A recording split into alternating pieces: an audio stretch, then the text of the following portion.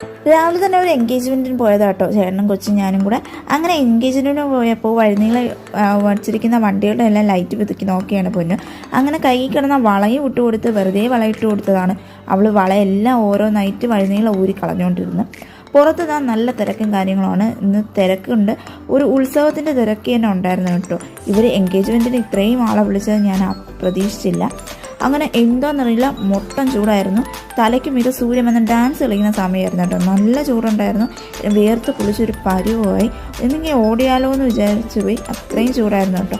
ഞാനും പൊന്നു. അങ്ങനെ ഞാനും ചേട്ടനും കൂടെ നേരെ ഫുഡ് കഴിക്കാൻ കയറി. കല്യാണം എന്തായാലും കാണാൻ പറ്റില്ല, എന്നാൽ ഫുഡടിയെങ്കിലും കറക്റ്റായിട്ട് നടക്കട്ടെ എന്ന് വിചാരിച്ച് അങ്ങനെ ഫുഡടിക്കാൻ കയറി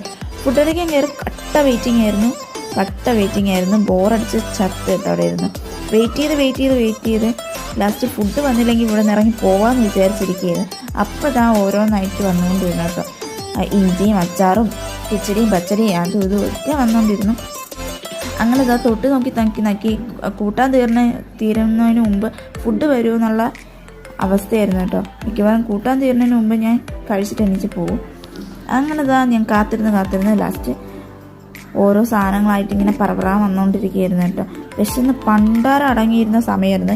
രാവിലെ കഴിച്ചത് ഒരു ചപ്പാത്തി മാത്രമാണ്. അപ്പോൾ വിശന്ന് കത്തിയിരുന്ന സമയത്ത് നമുക്ക് ഫുഡല്ലേ മേ, കാരണം 1:30 അങ്ങനത്തെ ആ പായസമൊക്കെ നല്ല അടിപൊളിയായിട്ട് കഴിച്ച്. ഈ സംഭവം ഞാൻ പണ്ട് ഇത് മാത്രം വാങ്ങുമായിരുന്നു കേട്ടോ. പായസം വാങ്ങില്ല, പാൽപ്പായസം ഞാൻ ഒഴിച്ചാലും വാങ്ങൂലായിരുന്നു. പക്ഷേ ഇപ്പോഴാണ് അതിൻ്റെ ആ ടേസ്റ്റിൻ്റെ ഡിഫറൻസ് എനിക്ക് മനസ്സിലായി. അങ്ങനെ അതും വാങ്ങിച്ച് കഴിക്കുന്നത്. അങ്ങനെ ഇതാ ഇപ്പം ഞാൻ ഇങ്ങനെ നോക്കിക്കൊണ്ടിരിക്കുന്നത് ഇവരിത് തീർന്നില്ലേ എന്നാണ്. അപ്പോൾ എൻ്റെ ഈ ചാനലൊന്ന് സബ്സ്ക്രൈബ് ചെയ്ത് സപ്പോർട്ട് ചെയ്യണേ.